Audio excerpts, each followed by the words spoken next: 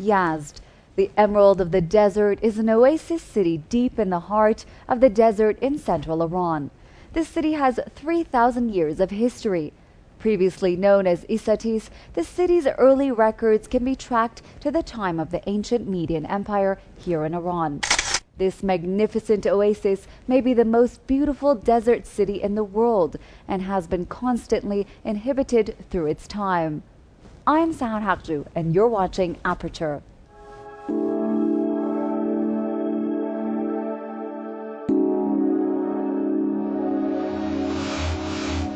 Being remote and surrounded by killer deserts, Yazd has pretty much remained intact and is where the old traditions are kept alive to this day. In the labyrinthine alleys and passages of this vast and vital city, you can find the ancient Iran so eloquently immortalized in Persia's ancient scriptures and world-renowned poetry. Its clay-colored alleys and roofed bazaars have stood witness to centuries of history. Alexander the Great is said to have marched through the city on his way to India, and centuries later, Marco Polo got mesmerized by its unique architecture, not seen anywhere else. In this week's program, we travel to Yazd and follow a young Australian tourist as he explores the beauties of this ancient city. Stay with us.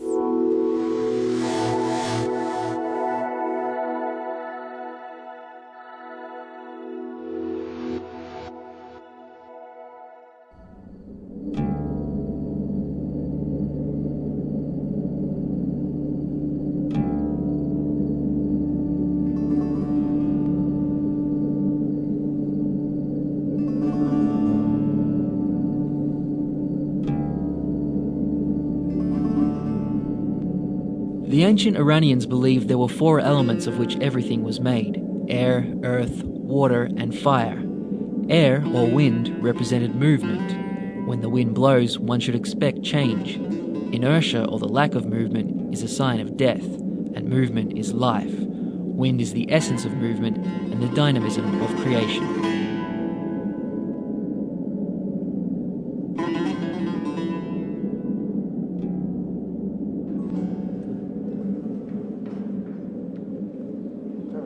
A wind tower is the key element of traditional architecture in central Iran, and it serves as a means to guide this life-giving source of energy into people's homes.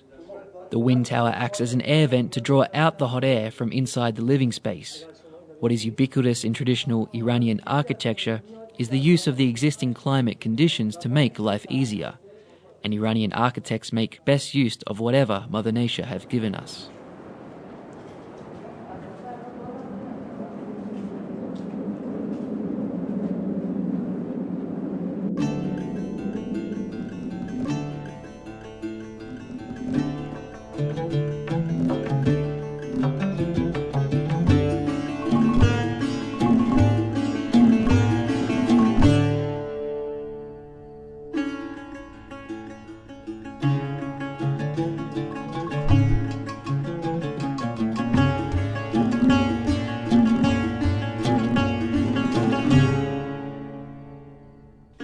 Yazd has been given many names and epithets throughout its history, the most common of which is the City of Wind Towers. This is Yazd, and we are standing beside the wind tower of the Dalatabad Garden.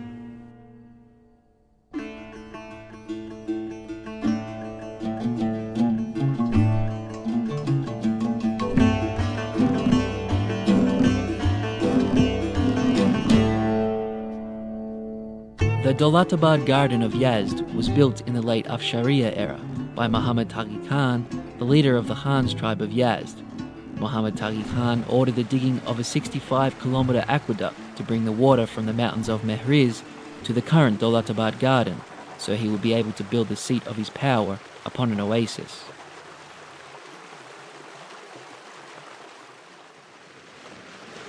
The garden is divided into two parts, the interior and exterior.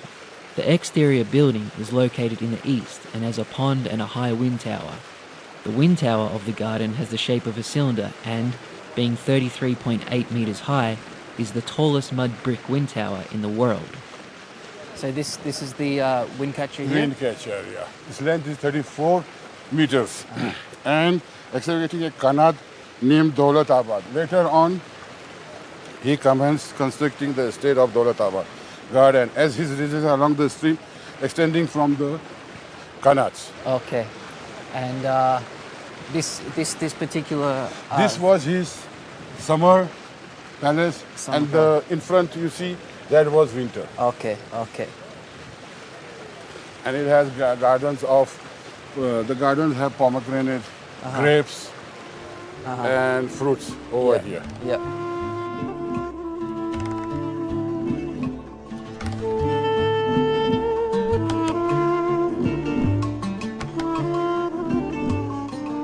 The Dolatabad Garden is regarded as the only really outstanding example of Zand-era architecture in Yazd.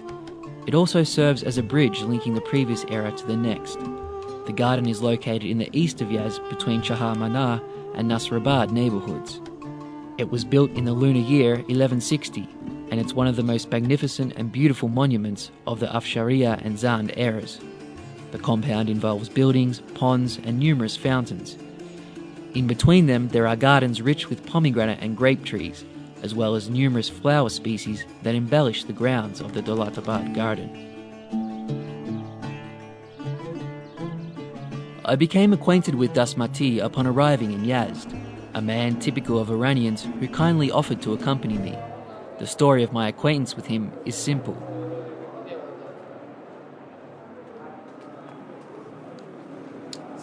Salam, how are you? Inglesi baldi? Well, yes, I can speak English. Oh, right. So I was just curious about these carpets. I've never seen them like this before. Yeah, actually, this is not carpets. Oh, no? No, this is all terme cloths made in Yazd.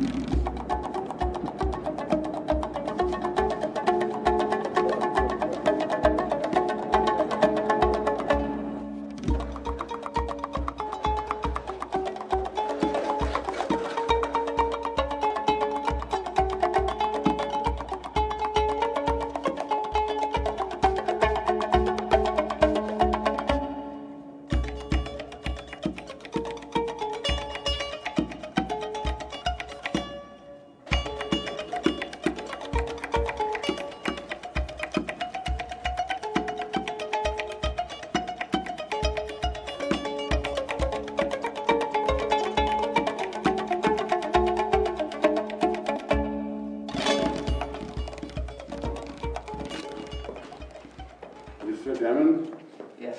today I would like to give you a good surprise. Oh, yeah?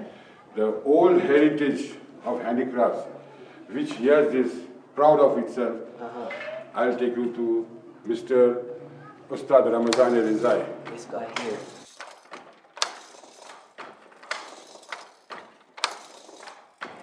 And what is it exactly?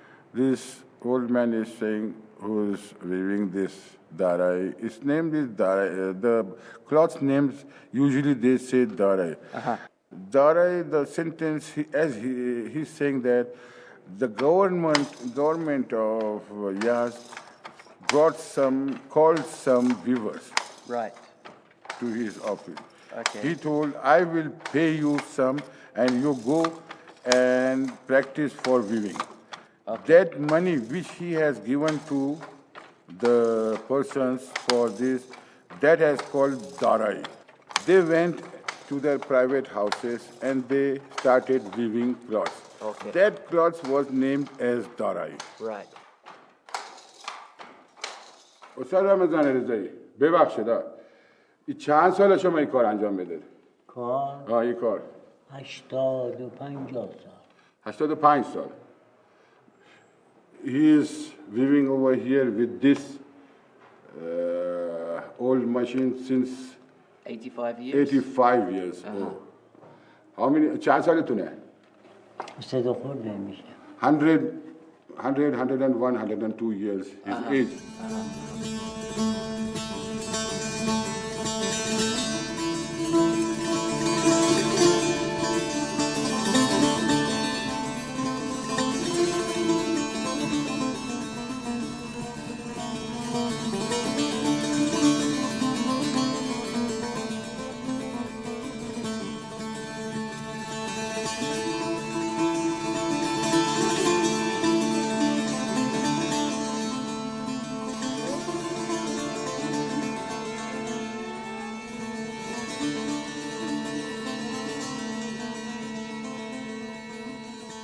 Yazd is regarded as one of the best preserved adobe, that is, mud brick, cities in the world.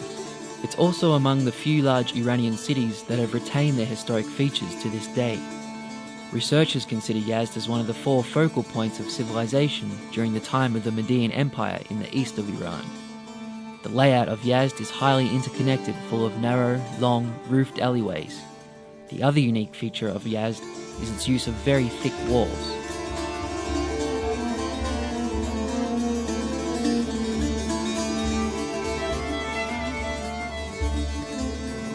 So, this is all very nice, isn't it? Yeah, you have come to the place Yazd old texture, where the people from abroad come to see over here. All from all over the world. Yeah. And this is the old texture of Yazd. Yeah. Not only Yazd, of Iran.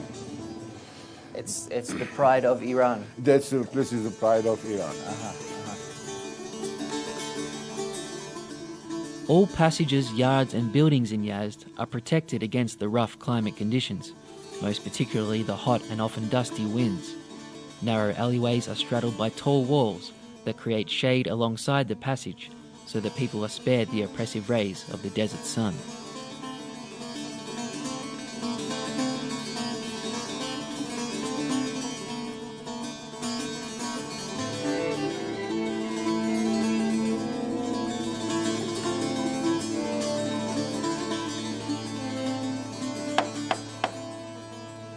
I have come back to Iran in search of relics of ancient civilization, which seem to be more freely available here than in any other country I've ever been.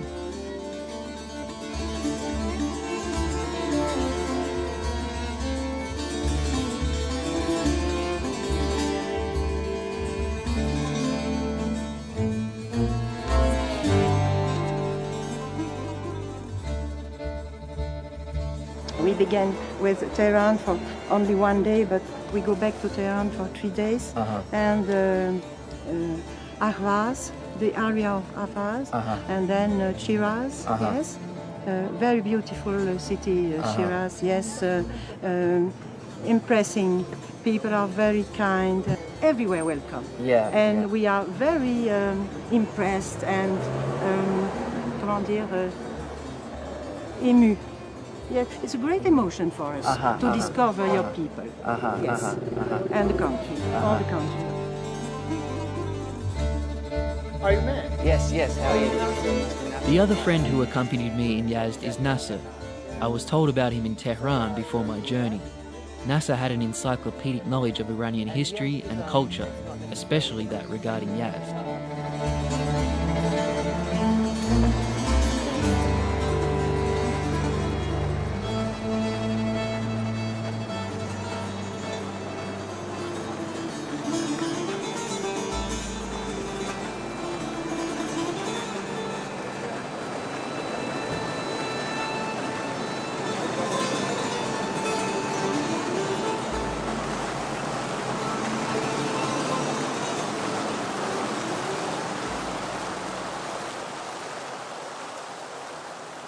Water has long been considered the source of life.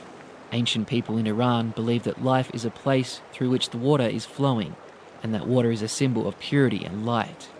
Heaven is also associated with water in all of Iran's religious scriptures. Many define water as awareness too, of hidden knowledge. For them, the water that flows on earth symbolizes something else, divinity.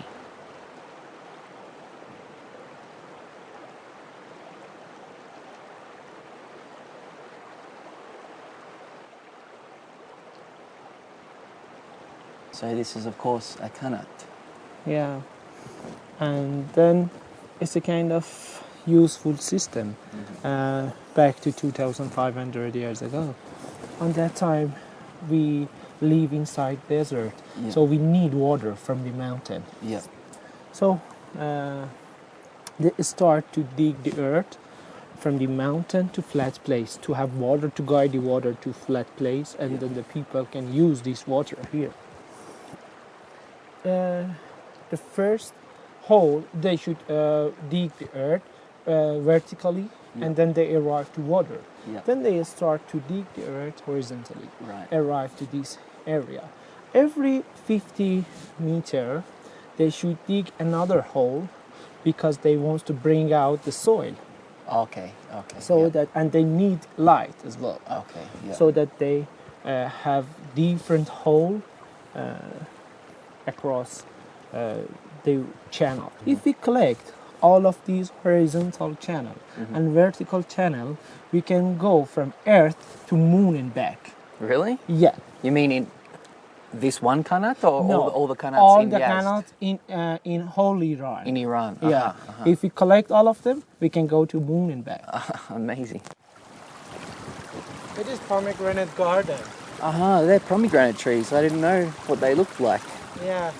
You know, pomegranate is really famous in Iran, especially in Yazd, because pomegranate is one of the export fruits of Iran, especially from Yazd, because it's really famous here. Yeah, before I came to Iran, I had no idea that pomegranates come from here, and I don't think many other people around the world do either. Yeah.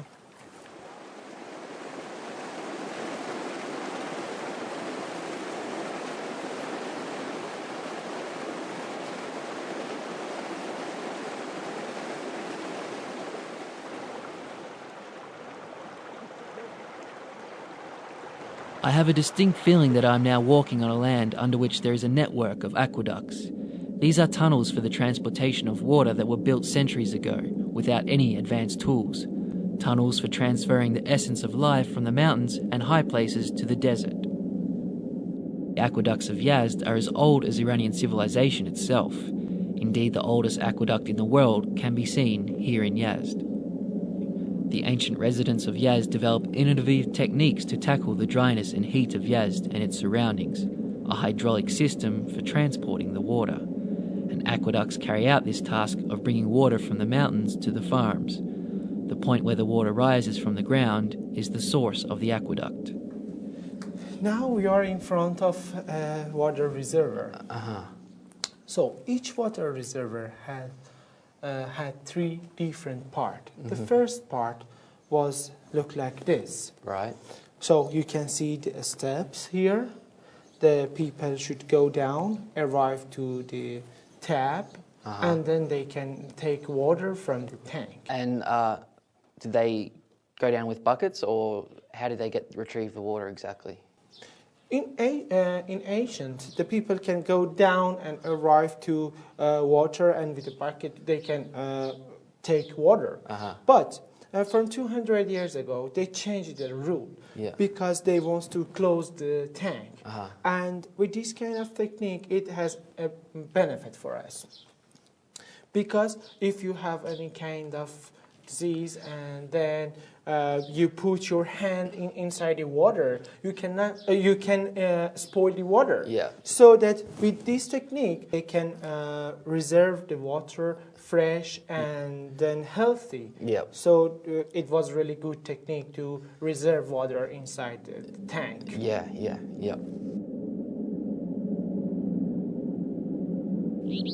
After aqueducts were built and the water was canalized, people needed a way to store the water for the summer, so they invented a method of water storage. In these deep structures, the water is kept cold and dark to prevent it from spoiling.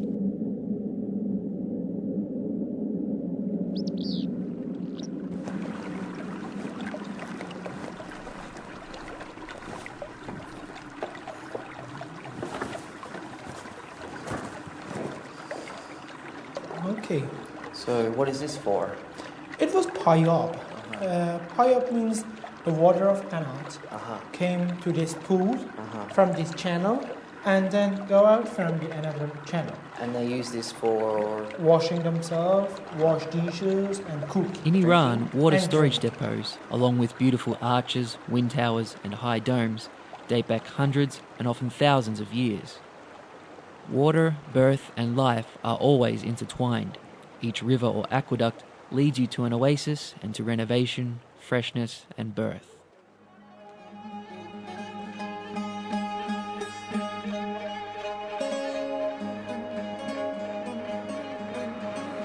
The Infertility Treatment and Research Clinic of Yazd was established in 1989. The clinic's mission was to treat infertility in Iran by using the latest technology and to pave the way for the development of this know-how in Yazd province and across the country. Okay, so this is the IVF Research Center, I'm told. Can you tell me a little bit about what you do here? Yes, actually it's clinical and research center, both together. We are going to the services to the patient, infertile couple, and also some research to know more about some problem about infertility. Okay, right. And how does it work exactly? Can you explain to me roughly? Yes, this is the special isolated part of the lab is for PND, prenatal diagnosis. Okay. That means we are going to pick up some liquid from around the fetus during the pregnancy from the mother, okay?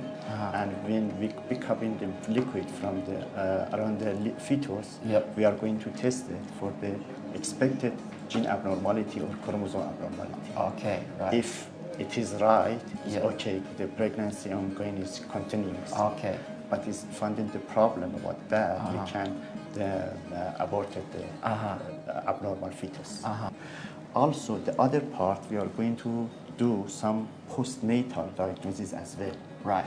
After the birth, After birth. mean. Yeah. Maybe in the infant, maybe adult, using the blood sample, using the bone marrow, depending on the cause of we are looking for that.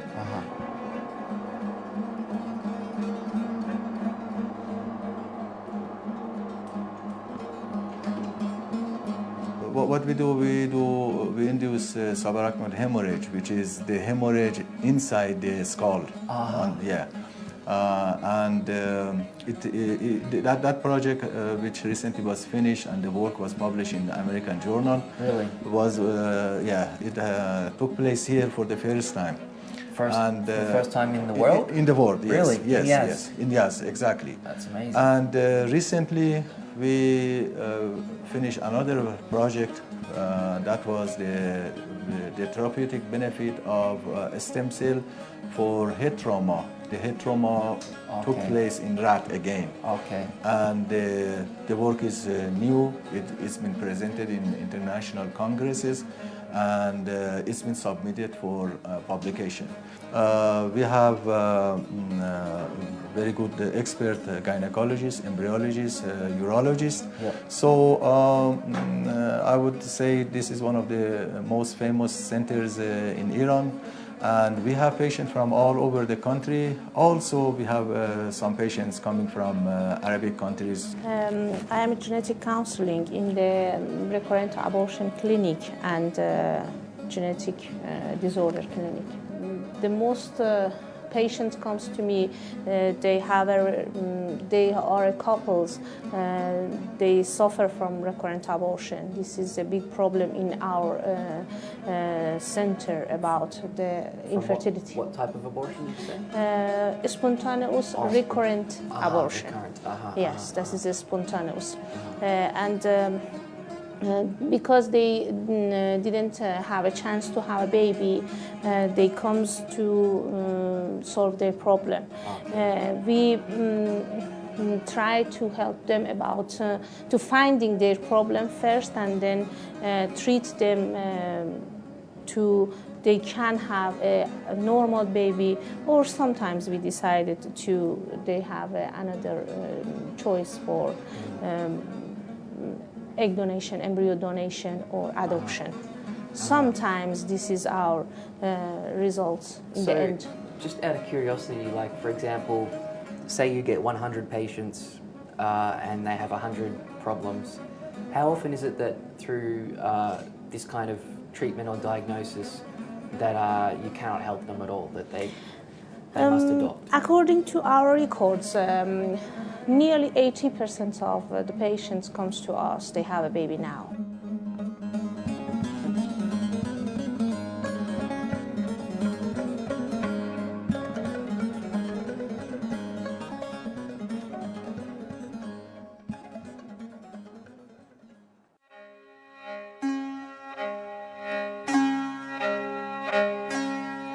Zainuddin Caravanserai. It's the only round-shaped caravanserai that has survived and dates back to the Safavi era, roughly 4 centuries ago. Zainuddin Caravanserai was relaunched after restoration in early 2004 and won an award from UNESCO for being the year's best restored historic monument. Lonely Planet has described Zainuddin Caravanserai as one of the top 5 tourist attractions of Iran. This caravanserai was built upon the order of the ruler of Kerman, Ganjali Khan Rig, who himself had received orders to this effect from the Safavid king, Shah Abbas the Great. At the time, armed guards loyal to the Shah were stationed there. Today, however, it is used for the accommodation of tourists wishing to stay in an exotic locale. Being here really gives you the feeling that you have travelled back in time. Each of the chambers gives you the feeling that you are resting in a caravanserai, which is a part of history. Oh wow, this is amazing.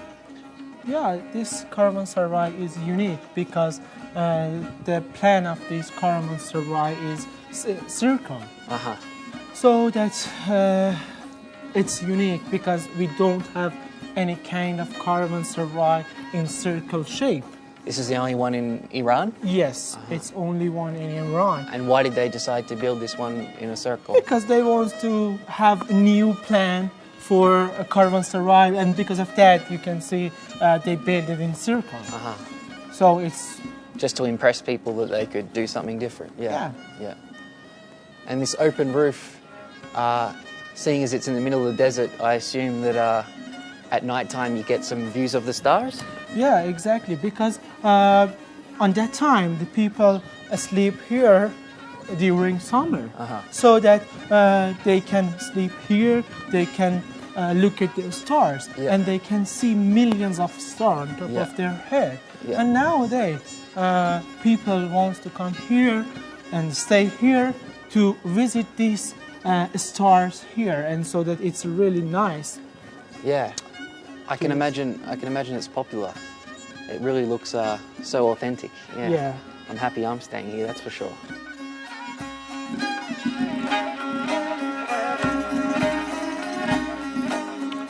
According to legend, Siavash waded through the fire on his horse and emerged from it without any harm coming to him. Not a single lock of his hair was damaged, nor that of his horse. This happened under the order of God, and all the people were shocked. The Zoroastrian priests plucked a portion of that fire and took it to their temple, where the flame is still burning today. We are in fire temple. This fire burned about 1,530 years. So it's the symbol of light for Zoroastrian people. Every day, early in the morning and in the evening, somebody should come here and put wood on top of this fire to burn. And then during these years, they keep this fire to burn. And then they keep fire because they think that fire can give them light and fire can clean everything. So it's the important fire for them. Cleaning and rebirth, or a new beginning? Pure everything. Purification. They have ceremony behind these doors. They can stand there next to each other, and Mubet come here to read Adasta for them, and they review the Adasta, and it's their ceremony. My friend invited me to eat with his family, together with his wife, daughter, son and grandchildren.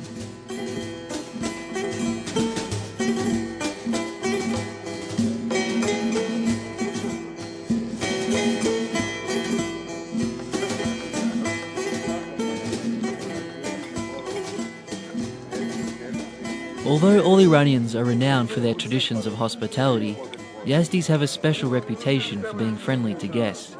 They listen to you carefully, and even if they do not understand your language, they'll try to speak to you in their own language.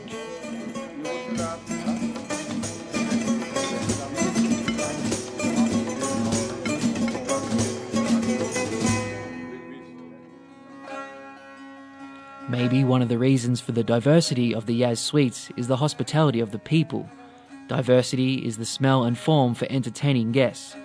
You must see the confectionery store firsthand to appreciate how much delicacy and patience it takes to bake them.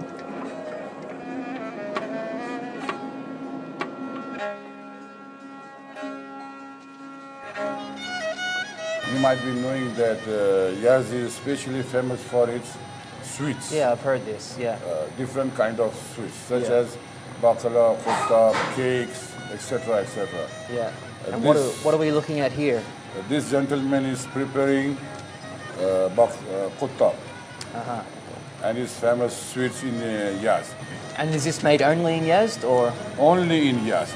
Making traditional sweets calls for much patience and above all experience. Cardamom, rosewater and pistachio nuts are the primary flavours used for the sweets in Yazd. They say they taste like the colours of Persian architecture. They repeat themselves but are still fresh each time.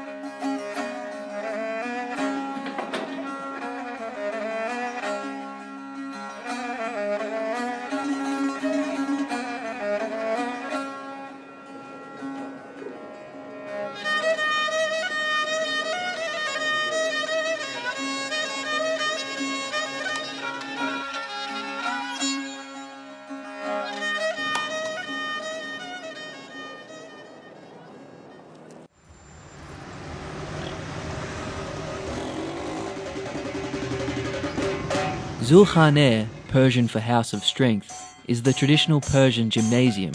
Zulkhanehs were built mostly in alleyways away from the public's gaze.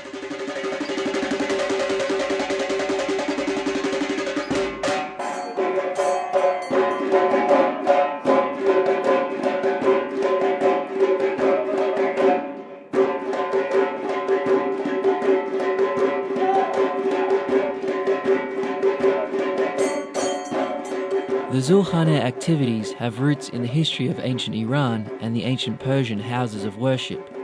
The round shape of the Zulkhaneh is a symbol of the sun and a sign of unity. In these sports, ethics is the most important thing. Older athletes are expected to have higher ethical virtues, and they serve as role models for the younger ones. The Morshed is a man with a melodious voice. He beats his tambourine in tune with his songs, one for each of the different exercises.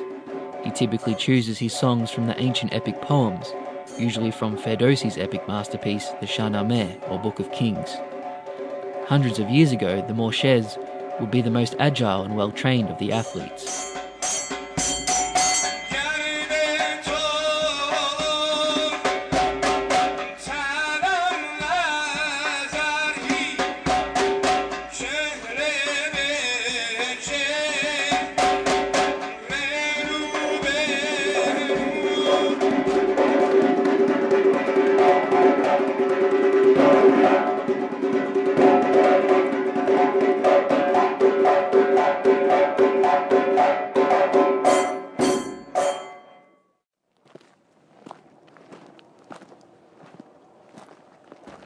Ancient Iranians regarded earth as a symbol of fertility and growth.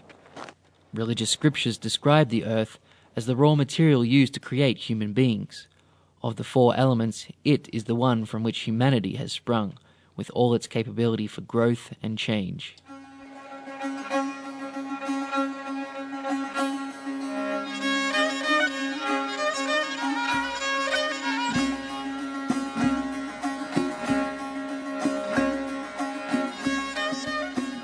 Earth shapes the water, wind dries it, and fire bakes the shaped earth. Artists of this land use all four elements.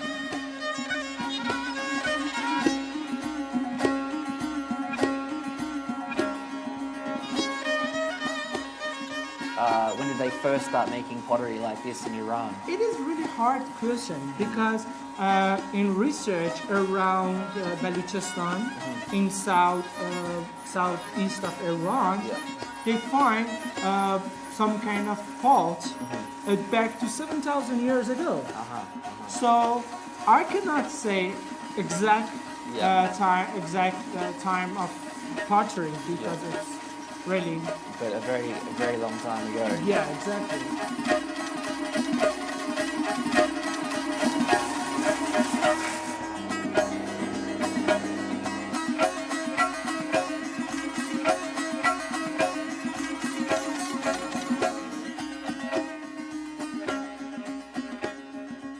Maywood is really famous about the pottery and ceramic. Because we have a lot of clay here around this area. Is there any significance to what he's drawing, or is he just doing his own designs, or? No, it's not his own design. It's back to their culture, and it shows different things. I mean, look at the sun, because they have 300 days sun in here, so that is really good symbol from this city. Yeah.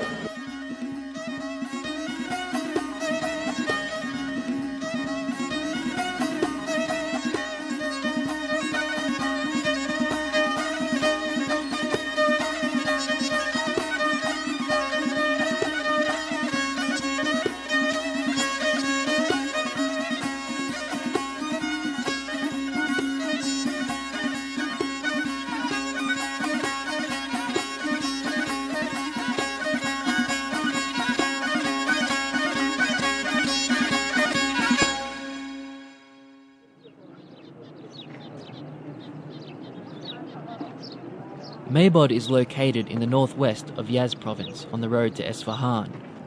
The word Maybod is itself very old, and its use dates back at least 1,500 years. Narin Castle in Maybod is of very special importance to historians and archaeologists, as it stands as a physical testament to the development of Iranian civilization. Like a broken, silent old man, this ancient fort has recorded the memories of the good old days, and indeed the bad old days of peacetime and wartime in Yazd. So you can see 4,000 history here in this wall. 4,000 years ago, we mix grass and mud together with water without any shape. We put it on top of each other. Then after that, in 2,500 years ago, we gave them shape. Right. I mean, 40 centimeter length, 20 centimeter wide, and 10 centimeter height. These are this one's here. Yes, exactly. And then after that, in Islamic period, they changed it, and then they gave them, they became smaller, and then 35 with 5 centimeter height. You can see it here. These ones here. And can you explain to me the construction of the place, why it is built the way it is exactly? Yeah, they built it in 5 different levels because on that time our society divided to 5 different groups. So they want to separate from each other. Right. The first level was for normal people, and second part was for farmer. Yeah. And then third for soldier, and for rich people, and the fifth was for our king. The king and the royalty. Yeah. Exactly. So that they can live in different part of castle. Yeah. And then with tall wall and tower, they can protect from the enemy. Right. So the most important people, so to speak, can stay at the top and the safest place. Exactly. Yeah. The fort dates back more than 3,000 years and was used by every dynasty in Iran's history. Like most fortifications, it was built on high ground so that it could be more easily defended. Narin Castle is one of the few remaining mud brick forts in Iran, still standing firm despite the numerous conflicts and changes of dynasties it has seen. The local legend of Narin Castle goes something like this. The castle was built during the time of the Prophet Solomon. At the time, Fars was the seat of power for the Prophet Solomon. He ordered monsters to build a fort in a mountain so that his treasure could be defended. A monster named Dal reached this mountain, and Solomon was notified. Solomon instructed Dal to build a fort from clay and stone. When Solomon died, the fort rocked to and fro. So you can see it is old part of city. Yeah. And then they build this castle on top of a hill because they want to see any kind of movement around themselves. Yeah. And it was really best technique to protect their castle.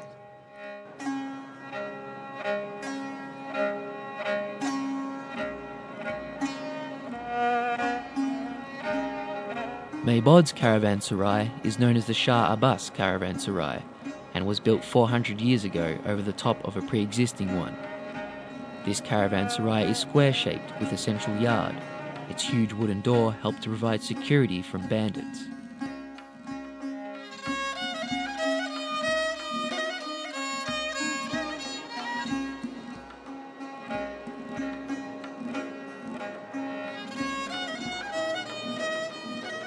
The grounds of this caravanserai and its perimeter involve ivans and both open and roofed spaces. The yard has 24 chambers, but the number of bed chambers reaches 100 if we include those deeper inside. There is also a small pond in the centre of the yard through which the aqueduct flows.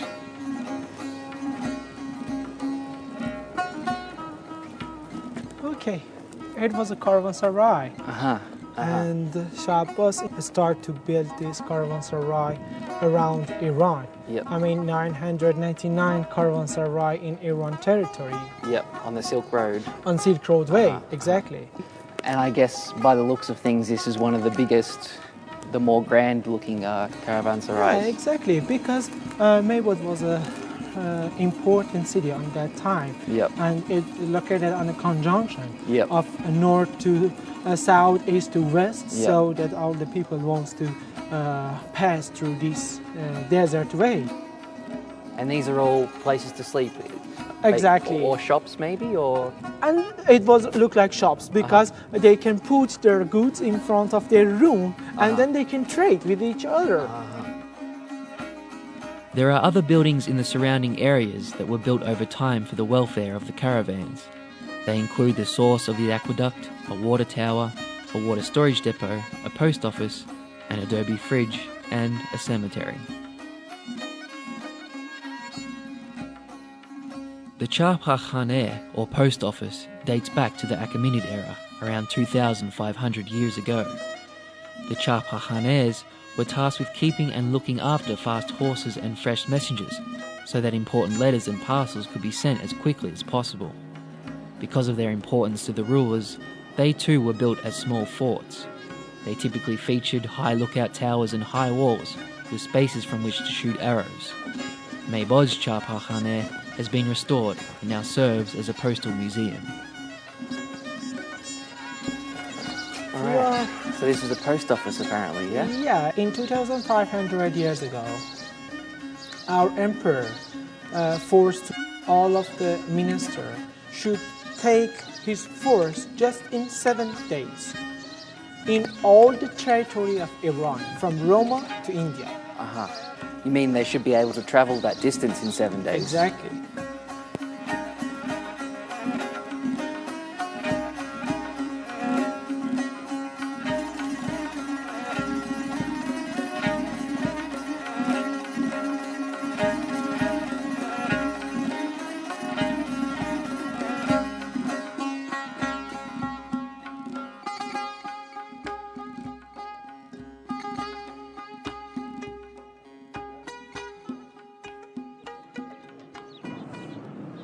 Besides the Shah Abbas caravanserai, there is a yellow cylinder-shaped dome that formerly serves as a refrigerator, made completely out of adobe. The main components of the fridge are the ice pond, the shade-giving wall, the storage area, and the high dome. The monument was used for making and keeping ice, and given the geographical location of the region, keeping large amounts of cold water was an enormous aid to the development of civilization. It is one of the few surviving ancient fridges of Iran. Each layer they covered with grass.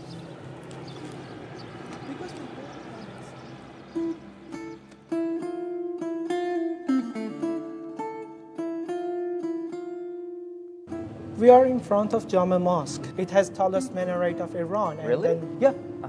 The height is 52 meters from top to floor. This mosque back to 800 years ago. Okay. But the reconstruction 600 years ago again. And who was responsible for building it? Sedruknuddin, he was a lawyer of Yazd, and then in 600 years ago he paid to reconstruction here. Okay. Totally.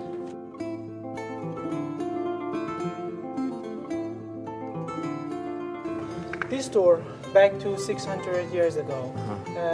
Before the reconstruction, this door with nail and iron. Okay. It was different part of the wood. They put next to each other look like puzzle. And then if they want to reconstruction it, they can bring it out and put another piece inside it.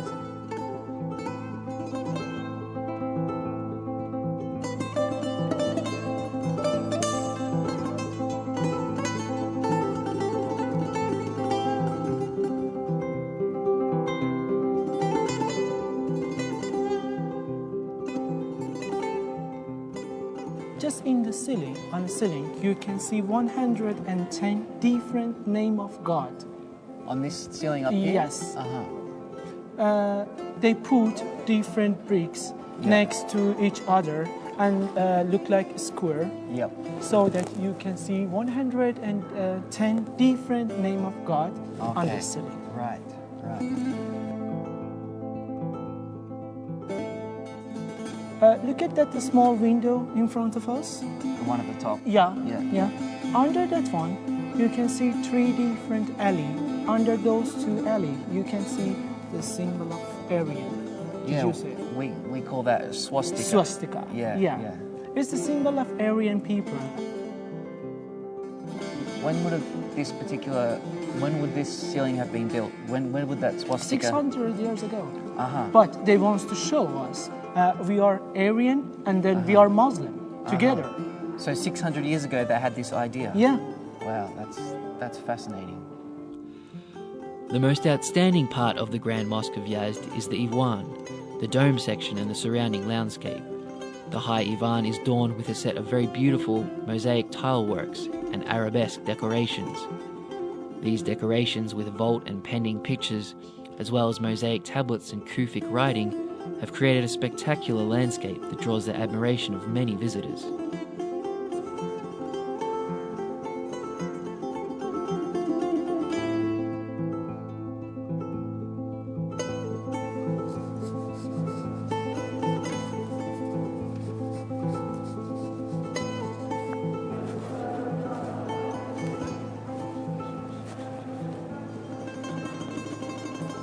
Actually, Inglesi baladi. Bale. Can I talk to you for a minute? Yes. My name's Matt. What's your name? I'm Arash. Arash. Cool.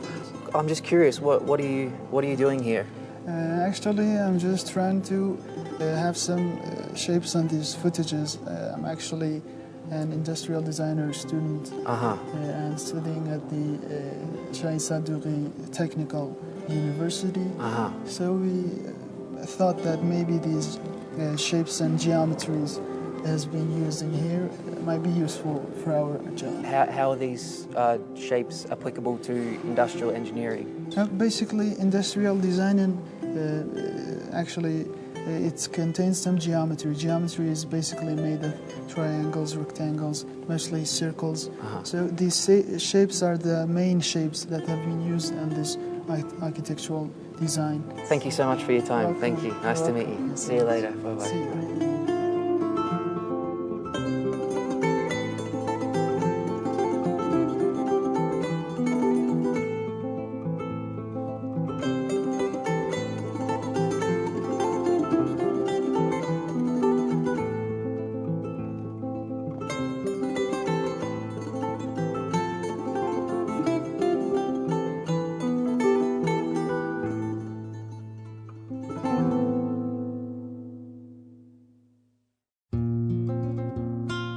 Yazd is the city of wind, water, fire and earth.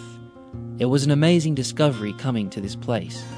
I truly felt transported back to another time, and all with no people preying on me as an unsuspecting tourist.